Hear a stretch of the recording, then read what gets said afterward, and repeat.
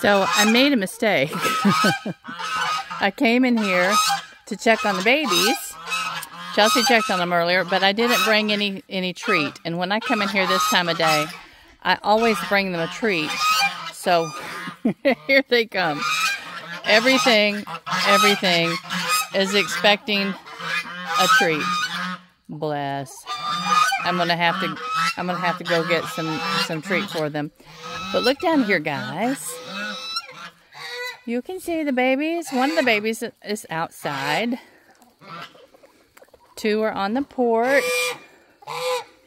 And actually two are outside. And it looks like the rest of them. Chelsea has been down here to check on them several times today. And they've been in and out. Just kind of in and out. Hi, darlings. Well, let me see if I can get it up close enough to get it to... There it went. Aww. Hi, babies. Hi, babies. We got to put a little roosting post in their house. But this is good because now they can get used to all the big noises out here. Hey, cuckoos. Hi, darling. That's my good boy.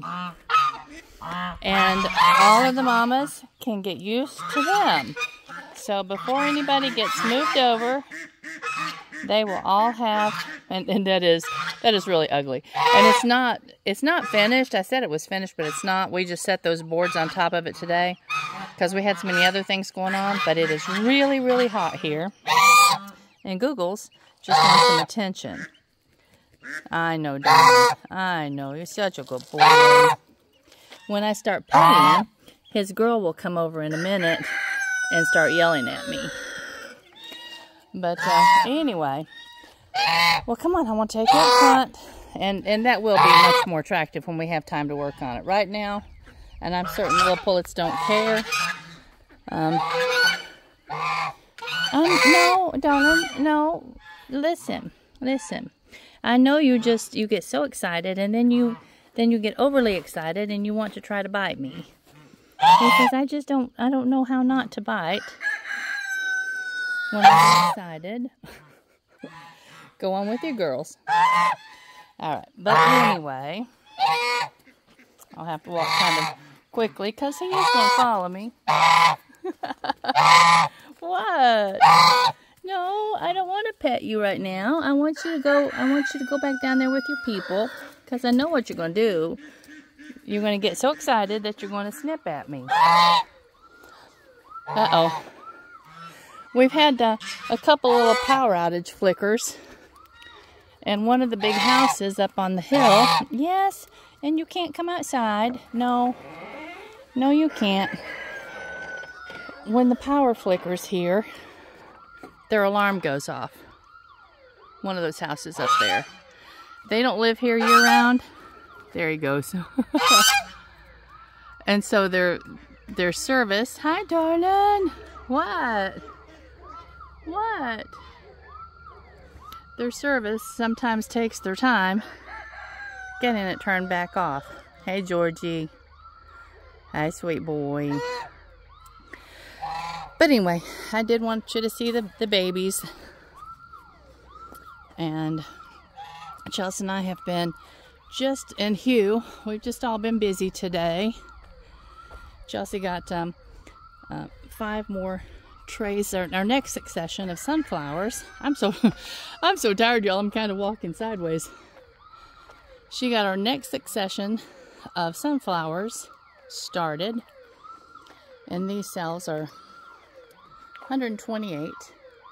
So there's 5 of them. I'm going to take them in, put them on the heat mat. So, let me see. So a little over 600, somewhere around 6, whatever. I'm not doing math on the fly. But anyway, that's 650 or so. But look at this. This is what I wanted y'all to see. That alarm's annoying. Hugh got the posts up. All of the posts are in place. And I think in this camera they don't all look real level, but they are level, I can assure you. We leveled everything. But I had him put this post across the top because actually that one's two 2x6s sandwiched together, but because I wanted to be able to hang my wind chimes right here, because I just think that'd be nice. Over here in the yard, they're always leaning, they always get knocked over somehow, so I want them up here where I can enjoy them. And if they get too crazy, I can just lift them down and lay them to the side until the wind dies down a little bit. But you can see these openings, and there's the buckets that I'm going to be using on this porch. And let me show you, he's already got the wood glued together to make these shelves. But I was explaining that there's going to be 2 shelves. And each shelf will have a cutout for these buckets to just kind of sit down in at maybe like a 15-degree angle, if you can imagine that. And so the flowers will actually be facing in just a little bit, but there'll be one shelf about right here. Is this making sense? And then another shelf up here about waist high. And so all together there'll be 16 buckets for the flowers to go in, and just facing in a little bit. And that big opening right there will have a, oh gracious, those people will have a ramp. So we'll have a wheelchair ramp, and that will go out to the edge of this one on this, finally, on this left side. It will go down to the edge of that flower bed. And then we're going to pour a sidewalk on around where all those two, and take up that, what is that, a railroad tie. We'll take that up. So there'll be a nice little sidewalk, and then a ramp for anybody that might need to come up on the porch that direction. And it won't be very steep. It should be a nice, just really gentle incline. It's going to be about 4 foot wide, so that will be nice. And it will have a railing, hand railing on both sides in case somebody, has a wheeled little vehicle. What my mom always called a push chair. And so they'll be able to very easily push their little push chair up the incline and come up on the porch. And then this opening, you can see how much wider it is than the stairs, but the stairs are going to be all the way across. And there will be a handrail coming down from this post and also from this post. And so yeah, I'm just really getting excited about all this, y'all. We've just been busy trying to, the issue is that there's so many things. We decided, I'm going to turn this around, and it's going to look bad. I've been outside in the wind and the sun all day. But we decided to pursue the cut flower farming a little late in the season. So we're playing catch up quick. There's a lot of big jobs that need to be done. Chelsea and I will be starting at about 6 or 7 in the morning and putting the black plastic in, because a lot of the plants need to go in within a couple weeks. And it's too early for them. Lisa Ziegler, which I'm really trying to follow her teaching to the letter as closely as I can. She says for the warm season tender annuals, you wait until the nights are consistently about 60 degrees. Well, we're not going to be in the 60s. We're going to be in the 50s and the high 40s. So what we're going to have to do is, get out the Ag Bond 19. I have that, and make the tiny little hoops when it's going to be chillier than at 55 or 60 degrees. Then we're going to pull that up over them and cover them over. But the long range forecast actually looks pretty good. We're up in the high 60s, 70s, and even 80s over the next couple of weeks with just rain interspersed here and there.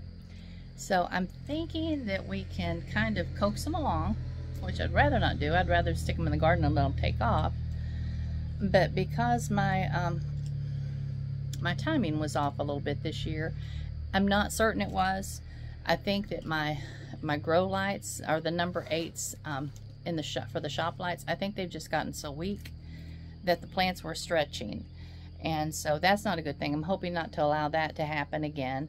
Within the next couple weeks, I'm going to go ahead and replace those bulbs before we have the next succession of plants to put up there, and that way they won't stretch. They'll just stay a little short and compact and chubby, chunky. I don't know, but they'll be what they're supposed to be. They won't get kind of lanky. But anyway, I think I'm going to go inside, and Hugh and I are by ourselves here this evening. Chelsea had homework, so she said she's just having crackers for supper. Bless. She just has 3 weeks left, and she'll be graduating from the first part of what she's pursuing May the 15th, maybe. And then she'll be starting back in her master's program this fall. So anyway, I know she's looking forward to having a summer off. Not that with what we're doing, it's not exactly going to be a summer off. It's going to be a hard-working summer, but she's looking forward to that too. She's just been stuck in an inside job for the last few years with the sleep study. Prior to that was, 12, 13 years as paramedic, and that was something she just needed to get away from for a while. And so I'm glad that that's behind her. And so we're just going to make this flower farm work, y'all. I've been studying how to grow the ranunculus and the lisianthus from seed instead of corms. It's challenging, and I may not get any really long stems the first year. And to save the corms, you have to dig them up and dry them and keep them in a cool, dry place until it's time to set them again. And the growing from like seed to flower is like 6 months for both of those things. They're an intense plant, but if you've never seen them, go on, well, I know Johnny sells the lisianthus, but they don't sell the ranunculus. I'm going to have to find that from a different source. But go online and just look those two flowers up, and you will be amazed at how gorgeous they are. They're in high demand for florists, especially during, bridal season, all that sort of thing, because they're just so frilly and so beautiful. The ranunculus actually has up to 100 petals. Can you imagine that? That's just insane. But they are such a beautiful, beautiful flower. And so we're going to give it a try. I'm not willing to invest like $1,000 in the corms this year. We've got enough on our plate to, jump in and get our feet wet and all that sort of thing, all those sayings. But I do want to try them. So I'm just going to invest in some seed, baby them along, because you do have to baby them along for a long time, and just see what they do.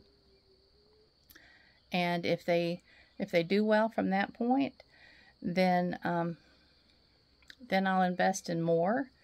And I may invest in some corms, just a few, just to see the difference in how they look, how they act, all that sort of thing. And then next year, when we feel like we've moved along a little further in this journey and knowing a little bit more about what we're doing, then next year we may invest in more of the corms. But we're going to be building across the road where I had originally told you we were going to put the sunflowers. Sunflowers are going to come over here in this other field with everything else. But across the road, we're going to start building like tall tunnels out of cattle panels.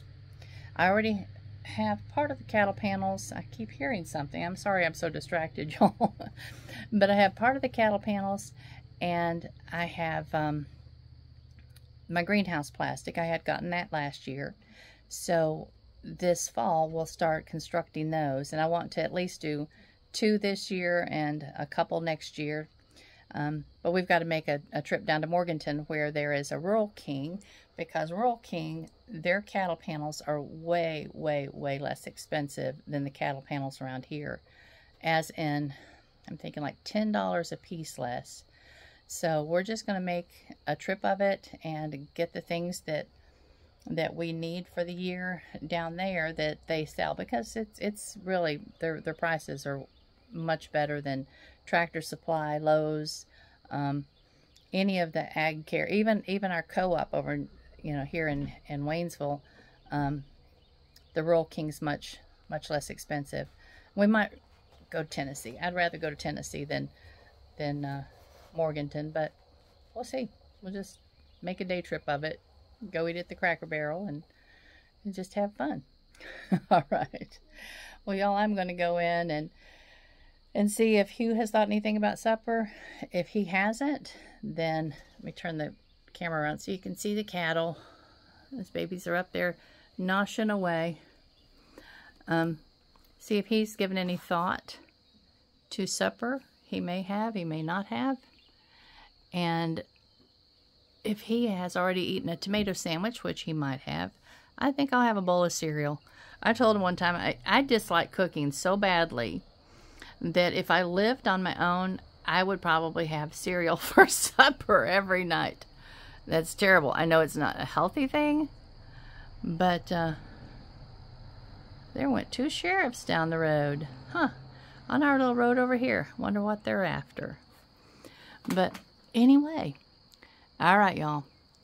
I hope you're enjoying this beautiful, I hope the evening's as beautiful where you are as it is here. I know that some of you in the Midwest are expecting some horrible weather this week. Listen, please just be safe. Keep your television on. Listen to your news. Stay home when they're calling for the just really bad weather. I know that they said that the hail could even be the size of limes. So that's significant, y'all. Please be safe, and I'll talk to you soon. Love you much. Bye-bye.